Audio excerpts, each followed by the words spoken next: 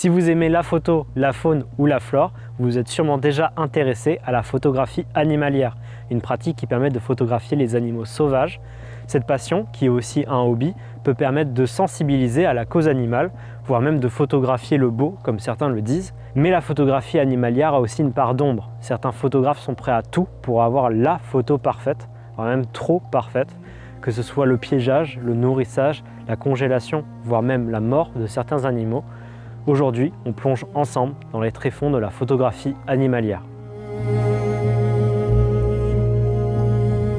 Attention, petit disclaimer avant de commencer, on va vous montrer des photos ou des extraits de pratiques qui nous paraissent être problématiques, mais on ne mettra pas le nom de photographe, et ce volontairement pour ne pas encourager le harcèlement à leur rencontre, et on vous invite évidemment à ne surtout pas le faire. Cette vidéo, elle nous tient très à cœur parce qu'elle parle d'un sujet lourd qui concerne notre passion pour la photo animalière, mais sachez que vraiment en aucun cas, et on insiste là-dessus, en aucun cas, on ne se place en position de donneur de leçons, loin de là. On tient à préciser ça parce qu'en préparant cette vidéo, on a vu que dès que quelqu'un prend position ou prend la parole sur le sujet de l'éthique en photo animalière, il est presque systématiquement renvoyé à une personne qui serait puriste et donneur de leçons. Et on trouve ça assez dommage parce que c'est une façon un peu facile de pas du tout se remettre en question. Donc on tient à préciser que voilà, c'est pas du tout notre position ici. Si on décide de prendre la parole aujourd'hui, c'est pour mettre en lumière certaines pratiques qui nous semblent importantes de dénoncer. Peut-être que vous en connaissez déjà certaines. Nous, on a eu envie en tout cas d'y dédier une vidéo parce qu'on pense profondément qu'il reste très important d'être conscient que tout ça existe pour que justement chacun puisse prendre ses responsabilités sur sa façon d'exercer cette pratique, mais aussi et surtout de proposer en fait une réflexion autour de cette activité. Parce que la photo animalière, c'est une pratique très particulière qui demande une rigueur bien spécifique. Et oui, parce que contrairement à la photo de portrait où normalement les humains qu'on photographie sont consentants, là on fait des photos d'animaux sauvages. Et les animaux sauvages, ils subissent une pression constante toute l'année, que ce soit à cause de la chasse qui est malheureusement très présente, la pêche, mais aussi le dérangement qui peut être dû soit à une haute fréquentation de certains lieux à certains moments, ou à des comportements qui peuvent avoir des impacts négatifs, comme par exemple le fait de ne pas forcément tenir son chien en laisse quand on va se promener. Mais la cause principale de cette pression, c'est surtout la disparition de leur habitat. Tout ça fait que la photo animalière et prendre en photo des animaux sauvages, c'est pas quelque chose d'anodin, et on pense qu'il faudrait essayer de conscientiser un peu plus cette pratique. Et il faut savoir qu'il y a des photographes animaliers qui, pour faciliter leur prise de vue, utilisent certains stratagèmes qui peuvent nuire aux animaux, et c'est ce qu'on va voir dans cette vidéo. Donc déjà le flash, je pense qu'ici il y aura des gens qui ne seront pas du tout d'accord avec nous. Le flash est très utilisé en macro, mais aussi pour faire certaines photos d'animaux nocturnes, qui seraient bien plus complexes sinon. C'est fou d'ailleurs de voir que quand il s'agit des insectes, la question de l'éthique passe souvent à la trappe, et on ne se pose même pas la question du dérangement.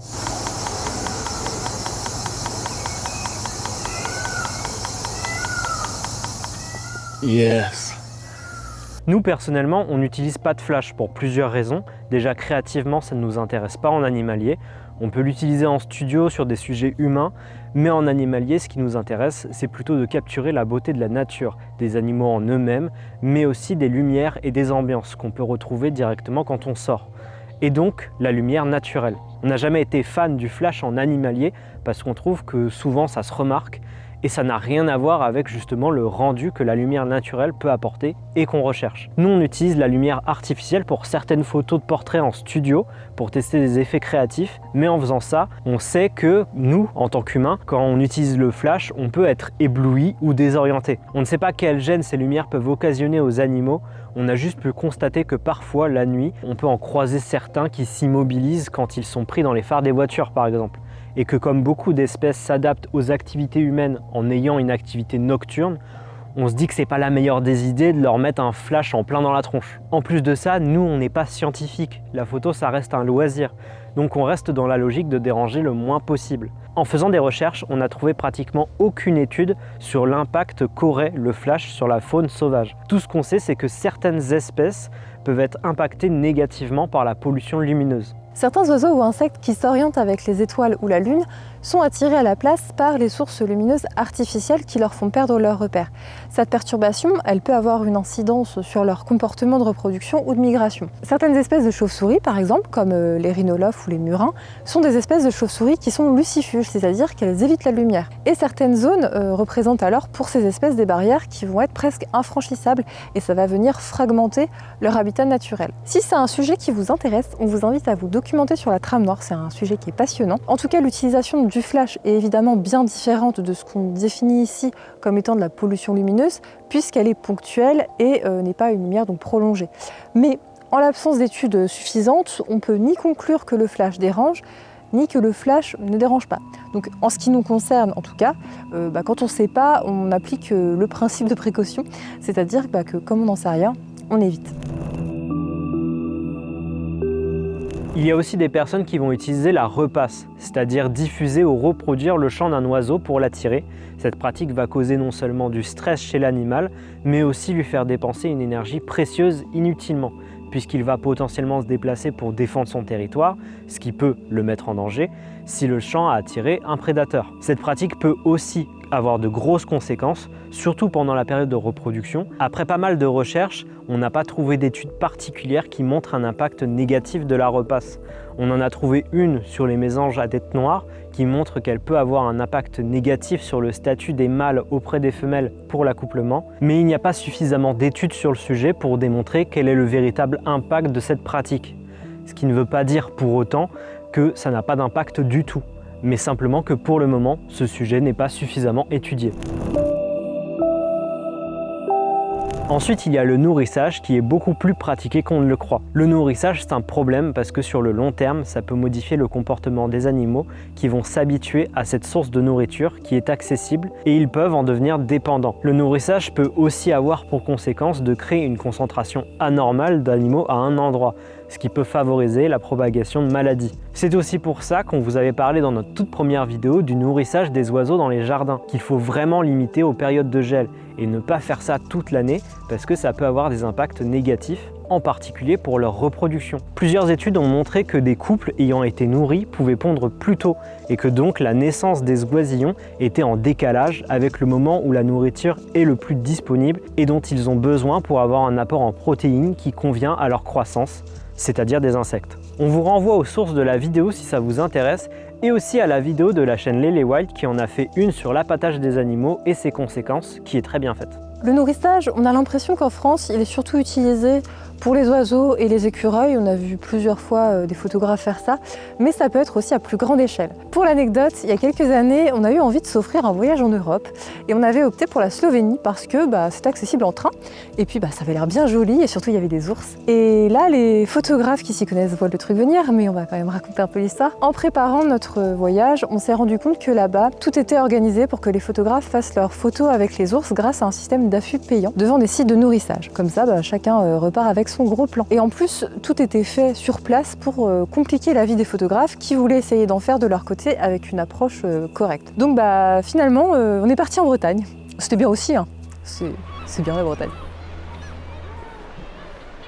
Et puis, il y a le pire. Si on vous montre cette photo, elle peut vous étonner, peut-être même vous faire rire. Et si on vous disait qu'en fait, cette grenouille a été congelée pour figer ses membres et la manipuler plus facilement? Ça devient tout de suite plus glauque. Eh bien, c'est ce qui se fait beaucoup en Indonésie. On y trouve énormément d'espèces de batraciens très colorés qui sont capturés, congelés, voire tués et transformés en marionnettes pour reproduire ce genre de scène. Pour ce qui est des insectes, c'est très compliqué de savoir si l'animal est vivant ou non sur la photo. Mais en connaissant l'histoire du premier, difficile de croire que le second serait épargné. Il y a beaucoup de photos qui sont en fait des mises en scène avec des animaux morts, empaillés ou maltraités. Il y a quelques années, un photographe brésilien a gagné le concours Wildlife Photographers of the Year avec cette photo d'un fourmilier se nourrissant sur une termitière en pleine nuit. Plus tard, il sera finalement disqualifié. Le fourmilier était en fait empaillé. Heureusement, depuis plusieurs années, les jurys des concours photos prennent en compte le contexte dans lequel ont été pris les clichés pour éviter ce genre de dérive, même si certains passent encore entre les mailles du filet. Bon, en tout cas, voilà, là on est vraiment dans ce qu'il y a de pire, c'est l'enfer. En France, heureusement, il y a quand même un cadre légal qui existe pour les espèces protégées, notamment l'article 411-1 du Code de l'environnement interdit la destruction, la capture, le transport, la perturbation intentionnelle et la commercialisation d'un bon nombre d'espèces animales et végétales dont les listes sont fixées par arrêté ministériel. La manipulation, par exemple, est illégale en dehors d'un cadre scientifique pour les espèces protégées, et encore parfois il faut même des autorisations. Et c'est tant mieux, parce que si on prend l'exemple des espèces d'amphibiens et de reptiles qui sont toutes protégées, certaines peuvent être contaminées par des bactéries s'ils sont en contact avec notre peau, par exemple. Maintenant qu'on a vu ensemble les dérives qui pouvaient exister, il est temps de nous questionner un peu sur notre façon de pratiquer la photo, et donc de se demander pourquoi on le fait, comment on le fait, qu'est-ce qu'on montre et comment on le montre. Parce que si on veut conscientiser davantage cette pratique, ça passe aussi par notre éducation à l'image. Essayer de comprendre comment les photos qu'on voit passer ont été prises, et parfois quand elles sont trop belles, c'est peut-être parce que c'est le cas et qu'on ne pourra jamais reproduire ça sans nuire aux animaux. Typiquement, le cas des photos de Martin Pêcheur en plongeon est un très bel exemple. En 2015, un photographe écossais a marqué les esprits avec une incroyable photo de Martin Pêcheur touchant à peine l'eau. Cette photo lui aura demandé des milliers d'heures d'affût, des centaines de milliers de photos en rafale pour arriver à ce résultat. Suite à ça, beaucoup de gens ont voulu reproduire la même image, mais avec beaucoup moins d'efforts. Fabien Volschlag l'explique très bien dans un article de Reporter qu'on vous invite à lire. Désormais, beaucoup tentent de limiter en installant des aquariums au ras de l'eau pour attirer les volatiles, sauf qu'en plongeant à pic, les martins pêcheurs se mangent la vitre, se brisent le bec et s'écrasent. Au-delà d'apprendre à reconnaître ces dérives, plus le temps passe, plus on se demande s'il ne serait pas une bonne idée qu'on se pose tous la question de l'impact que peut avoir la diffusion de certaines photos, en particulier pendant des périodes critiques. On sait tous qu'à certaines périodes de l'année, on retrouve tout le temps les mêmes photos qui inondent les réseaux sociaux, que ce soit le brame du cerf en octobre ou les renardeaux au printemps par exemple. Tous ces sujets sont photographiés et publiés pendant des périodes critiques pour leur survie. Attention, on ne dit pas non plus de ne plus jamais photographier de renardeaux par exemple, si on est suffisamment expérimenté pour ces pratiques, mais de prendre en compte l'impact négatif de la diffusion de ces photos, qui peut créer une affluence plus forte de photographes qui ont, eux aussi, et on les comprend, envie de faire ce genre de clichés. C'est aussi pour ça qu'on vous conseille de garder vos spots pour vous, et peut-être que réfléchir à ne pas poster ce genre de photos pendant les périodes sensibles peut être une bonne idée. On comprend bien pourquoi certains partagent ce genre de photos pendant ces périodes. Quand on vient de vivre quelque chose d'aussi fort, on a envie de le partager sans plus attendre. Malheureusement, ça peut parfois encourager certaines personnes mal intentionnées qui vont essayer de reproduire les mêmes images, voire même de trouver directement le lieu où vivent ces individus photographiés. Nicolas Dubois, un photographe dont on apprécie beaucoup le travail, en a malheureusement fait les frais. Salut Anaïs, salut Alex, j'espère que vous allez bien. Et effectivement, moi il m'est arrivé quelques petits soucis l'an dernier. Et d'ailleurs, voilà, ça m'a amené à plein de réflexions sur ma pratique et sur surtout la relation aux réseaux sociaux. Avec le sujet de la chouette effraie, mais pas seulement, mais je pense que c'est peut-être le premier point. Donc la chouette effraie, c'est un animal que peu de personnes observent vraiment dans leur quotidien, puisque c'est un animal quasiment totalement nocturne. Donc voilà, à moins qu'on habite en campagne, là où il y a des fortes populations, on en voit assez peu. Et alors le photographier, encore moins, parce que la nuit, faire de la photo... je vous explique pas. Et l'an dernier, j'ai capturé une photo qui a parlé à pas mal de monde, tout simplement parce qu'il y a 5 individus d'effraie. C'est en période de reproduction. Donc c'est le moment où on peut voir les parents au bord du nid avec les petits, ou alors seulement les petits. Et voilà, c'est une photo qui a bien marché parce qu'il y a 5 petits. Et ils ont tous des têtes trop mignonnes et ça fait vraiment une fratrie très humaine. C'est un animal dont le masque facial ressemble beaucoup à celui de l'homme, et de ses expressions parfois aussi. Et donc voilà, les 5 petits, ils ont des expressions de frères et sœurs humains. Voilà, c'est pour ça que je pense qu'elle a parlé et qu'elle a aussi bien marché, qu'elle a fait un peu le tour de la plateforme. Et pour la première fois, j'ai découvert le principe de rechercher où les photos ont été faites. Des gens ont essayé de chercher où une photo a été faite pour repérer le lieu et puis y aller d'eux-mêmes. Cette photo, elle a subi plein de problèmes. Déjà, elle a été reprise par plein de personnes qui la sont appropriées, donc qui ont volé la photo, qui ont fait fi des droits d'auteur. On n'a pas le droit de faire ça, on n'a pas le droit de prendre une photo, même simplement créditée, enfin c'est pas ok quoi. Et donc beaucoup de personnes l'ont fait. Et d'autres, ils se sont même dit, c'est un oiseau, il est sympa, je vais essayer d'aller le photographier lui aussi. Donc en fait, ils ont Google, je sais pas comment ça s'appelle, mais ils ont googlé la photo pour trouver où ça avait été fait. Donc l'angoisse, parce que c'est une photo qui est faite dans des conditions un petit peu sensibles pour l'espèce. Déjà, il faut pas mal connaître l'espèce, il faut faire attention, voilà, faut prendre pas mal de précautions. Donc en fait, il y a des gens qui se sont retrouvés à chercher où l'image avait été faite et c'est des amis qui m'ont alerté en me disant Nicolas, il y a des gens, ils m'ont demandé si je savais où ça avait été fait. Voilà, sache que ça se fait. Et donc à ce moment-là, je me suis dit je peux plus faire ça moi pour les animaux, de montrer disons les espèces dans des lieux trop reconnaissables, quelle que soit en fait la période de l'année.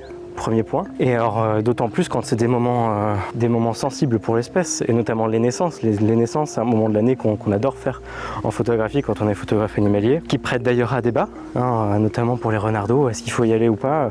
C'est des vraies questions qu'on doit se poser toutes et tous dans notre pratique. Et donc moi j'ai décidé là de plus poster des photos des animaux au moment où je les fais.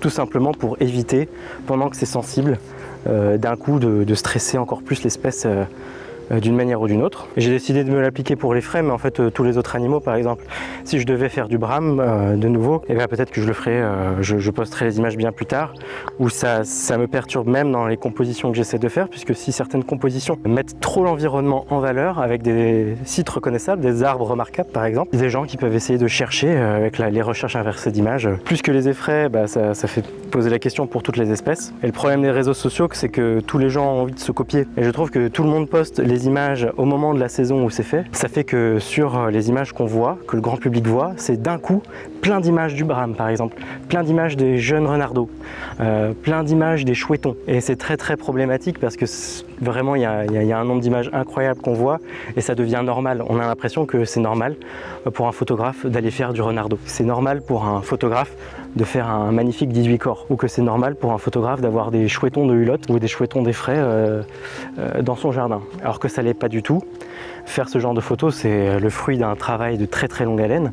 On oublie que ceux qui ont cherché les chouettes, ils se sont tapés des soirées à l'hiver, d'écoute, d'observation, de repérage, et ça vaut pour toutes les espèces. Il y a une course à la photo parfaite, il y a une course à la petite bouille mignonne qui est immense. Et souvent, le bien-être des animaux, il passe très loin derrière. Et c'est là où la photographie, pour moi, a plus du tout de sens. C'est que la photo est la fin et plus un moyen. On a des photographes plus que des naturalistes. Alors c'est pas grave, on peut être photographe avant d'être naturaliste. Mais le moment où la photographie dépasse le bien-être de l'animal et on les met en danger, plus qu'ils ne le sont déjà, enfin on rappelle, les chouettes effraie, les populations ont chuté du fait des pesticides et autres. Les renardeaux se font tirer dessus comme pas possible par les chasseurs. Les gens deviennent fous avec les réseaux sociaux. On a l'impression que c'est facile de faire des images incroyables de renardeaux, de chouettes et tout.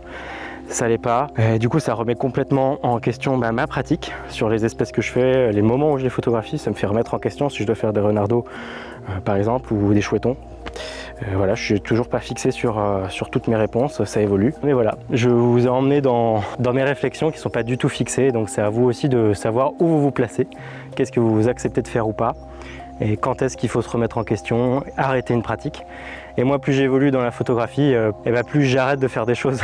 Je redécouvre la photographie à chaque fois différemment et en étant de moins en moins impactant. Et c'est ça, je pense, le chemin à trouver, c'est de s'améliorer dans sa pratique. Donc faites attention aux images que vous voyez, déstressez un coup, allez vous balader en forêt, respirez et cherchez pas à faire les mêmes images que tout le monde, soyez créatifs. Et pour finir, bravo la chronique du vivant pour ce que vous faites, c'est génial, ciao.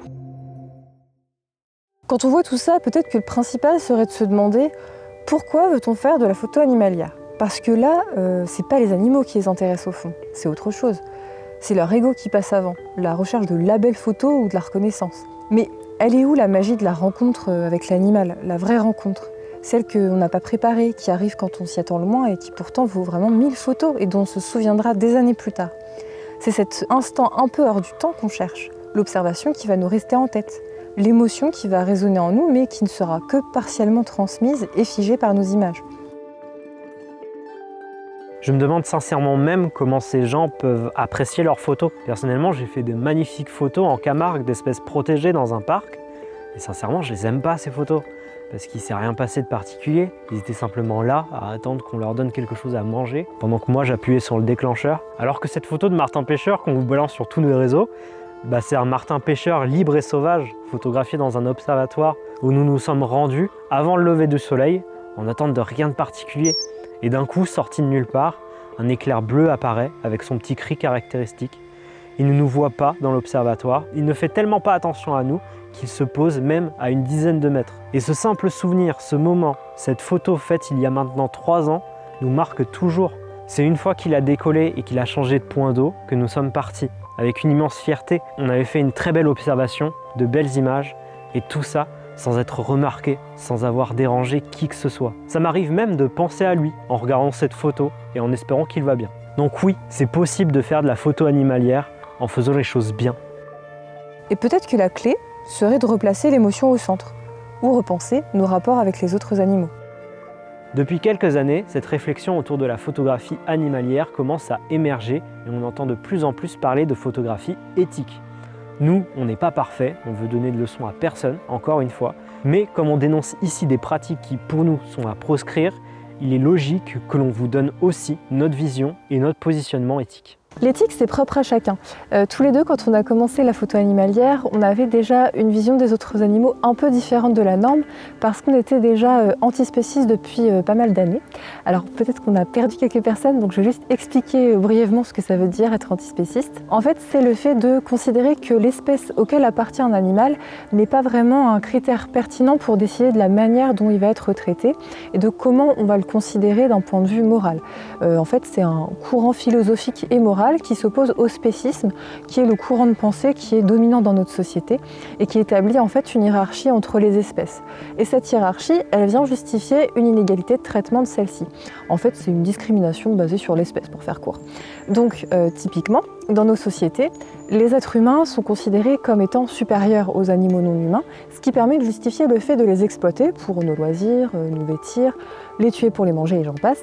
Et cette hiérarchie, elle est établie aussi entre les animaux non humains eux-mêmes, puisqu'il y en a qu'on va considérer assez intéressants pour vivre en leur compagnie, prendre soin d'eux, les emmener chez le véto, et d'autres qui vont être uniquement vus sous le prisme de l'exploitation. Donc nous, on n'est pas d'accord avec ce concept de hiérarchie arbitraire qui, en plus, quand on s'intéresse de plus près aux animaux et à leurs capacités cognitives, toujours plus impressionnantes et étonnantes que les autres, n'a absolument pas de sens. Pour nous, l'antispécisme, c'est pas de dire qu'il y aurait le même degré de sensibilité et d'intelligence chez toutes les espèces.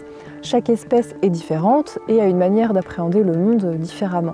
Mais on sait aujourd'hui qu'il y a énormément d'espèces animales qui sont douées de sensibilité, qui vont ressentir la douleur, qui ont une vie sociale et qu'en tout cas elles ont toutes un intérêt à vivre. Il s'agit donc plutôt d'étendre en fait notre sphère de considération, si on peut dire ça comme ça, aux autres animaux, puisque nous, êtres humains, on est aussi des animaux et qu'il n'y a pas de raison de ne pas prendre aussi les autres animaux en considération. Et donc, tous les deux, on a envie de vivre notre vie en essayant de nuire le moins possible à autrui, et on y inclut aussi les autres animaux donc. Et comme on a la chance de vivre dans une société qui nous permet d'être en bonne santé sans nuire aux animaux, on les mange pas et on essaye autant que faire se peut de ne pas participer à leur exploitation. Alors là, vous devez vous dire, mais qu'est-ce qu'elle vous raconte celle-là? C'est quoi le rapport? En fait, si on vous parle de ça, c'est parce que c'est un aspect essentiel en fait dans notre façon de percevoir le monde et les autres animaux qui nous entourent, et qui donc a forcément façonné en fait notre façon de concevoir la pratique de la photo animalière. On a toujours essayé de privilégier le bien-être des animaux avant la photo. D'ailleurs, au début, quand on a commencé avec Alex, on s'est même questionné sur le bien fondé de la photo animalière en elle-même, parce que au final, ça reste un loisir et on prend le risque de déranger quoi qu'on fasse. Alors évidemment, si on dit ça, on reste chez nous et on est totalement contre l'idée de mettre la nature sous cloche. Nous, on pense qu'on a vraiment tous besoin profondément de garder ce lien avec la nature et avec les autres êtres vivants. Mais le tout, voilà, c'est de trouver un équilibre, et c'est vrai que parfois c'est compliqué. Quand on a lancé la chaîne, on avait même un questionnement sur le fait de mettre en avant l'individualité des animaux. Parce que dans les documentaires animaliers, on parle toujours d'animaux en termes d'espèces. Mais on met rarement en avant l'animal en tant qu'individu, à part des petites voix off qui leur donnent des prénoms. Pourtant, on sait bien, et les gens qui ont des animaux se reconnaîtront, que chaque individu a une personnalité et un caractère propre. Si vous avez 2 chats par exemple, il est fort probable que chacun ait son petit caractère bien à lui. Et on aurait bien aimé montrer un peu cet aspect-là parce qu'on trouvait ça original. Pour le moment, on n'a pas réussi, par manque de temps principalement, et parce que nos formats de vidéo ne s'y prêtent pas. Mais c'est quelque chose qu'on a toujours en tête. Notre vision des choses, si vous nous suivez, vous le savez, ça a toujours été d'essayer de faire de la vulgarisation pour sensibiliser le plus de monde possible aux êtres vivants qui nous entourent, que ce soit la faune ou la flore, dans le but de mieux les faire connaître et donc de mieux agir pour les préserver à notre niveau. Pour nous, la photo a ce pouvoir de provoquer l'émerveillement, mais n'a pas d'intérêt si elle n'est pas accompagnée d'informations. On voit vraiment ça comme un outil pour transmettre de la connaissance. On s'est toujours focalisé aussi sur des espèces communes qu'on pouvait voir proches de chez nous, parce que la cause environnementale nous tient particulièrement à cœur aussi, et on ne veut pas pratiquer ce loisir, parce que ça reste un loisir, en allant à l'encontre de nos valeurs là-dessus. Parce que là, on a parlé des dérives des pratiques en photo animalière, mais on pourrait aussi sérieusement quand même se questionner sur le fait d'aller aux quatre coins du monde pour aller montrer le beau. Il a bon dos quand même le beau, non? Parce que en fait, en faisant ça, non seulement on explose son bilan carbone, mais en plus on incite d'autres à le faire pour aller eux aussi voir l'espèce rare ou colorée en question. D'autant plus si on est un photographe avec une renommée certaine. Après sur ce sujet, on va pas être hypocrite, nous aussi on a envie de voyager. J'ai 27 ans, j'ai jamais pris l'avion. Un jour j'irai au Japon manger des makis et des ramen, filmer les grues du Japon, les macaques japonais et surtout le pigeon vert. Après avoir parlé de tout ça, on se rend bien compte que, à part dénoncer certaines pratiques et dire qu'il est possible de faire mieux, et hormis quelques pistes de réflexion, on n'a pas apporté de vraies solutions concrètes sur comment faire de la photo animalière de manière éthique. C'est pour plusieurs raisons évidemment. Déjà parce que, comme on l'a déjà dit, on n'est pas parfait, on n'a pas la science infuse. Donc dans cette vidéo, on voulait partager avec vous nos réflexions autour de ce sujet.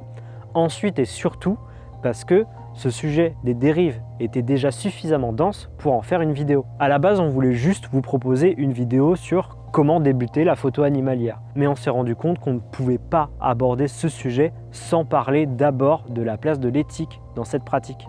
Donc on a décidé de séparer les deux sujets et d'en faire deux vidéos. Donc la prochaine vidéo sera sur comment débuter la photo animalière. Au-delà de ça, il existe énormément de photographes animaliers éthiques qui se revendiquent ou pas comme tels d'ailleurs. Parmi eux, on retrouve Ludovic Sueur, que vous ne connaissez peut-être pas de nom, mais dont vous avez sûrement vu le travail par le biais des campagnes de L214. Alors lui, il se revendique comme photographe animaliste et non pas comme photographe animalier, parce qu'il se sert de la photo pour défendre la cause animale, justement. On vous invite vraiment à suivre son travail qui est très intéressant, et on vous met en description, si ça vous intéresse, un épisode d'un super podcast qui s'appelle Poule Sentimentale, qui vient en fait réfléchir sur notre rapport aux animaux en général. Mais dans cet épisode, Ludovic Sueur parle de son rapport aux animaux et justement à son métier. Donc si ça vous intéresse, il y a ça en description. Et sinon, si ça vous dit, on est tombé sur un vieux documentaire qui parle justement des pratiques des photographes animaliers, qui nous a donné une idée. On s'est dit que ça pourrait peut-être être sympa de faire une vidéo où on viendrait ensemble des extraits de documentaires, que ce soit des documentaires anciens ou récents, pour analyser justement un peu comment c'est fait et voir les évolutions dans ce domaine. Peut-être un peu se moquer aussi, mais bon, ça c'est autre chose. Et si ça vous dit, dites-le nous, parce que on pourra peut-être vous préparer ça pour Noël. C'est la fin de cette vidéo, on espère qu'elle vous aura plu. C'est la première fois qu'on prend le temps de vraiment parler de tout ça avec vous. Il y a plein de choses qu'on n'avait encore jamais exprimées sur la chaîne, mais qu'on pense depuis très longtemps. Et ça nous tenait vraiment à cœur de le partager avec vous, parce que ce sont des questionnements qui nous semblent importants. On le répète, mais on est là pour donner de leçons à personne. Mais c'est important pour nous d'exprimer notre opinion et de nous questionner sur ce sujet. N'hésitez pas non plus à nous dire ce que vous en avez pensé, s'il y a des questionnements qui vous ont parlé aussi, on a hâte de vous lire. N'hésitez pas aussi du coup à partager cette vidéo si elle vous a plu, et nous on se retrouve bientôt pour une prochaine vidéo. Salut!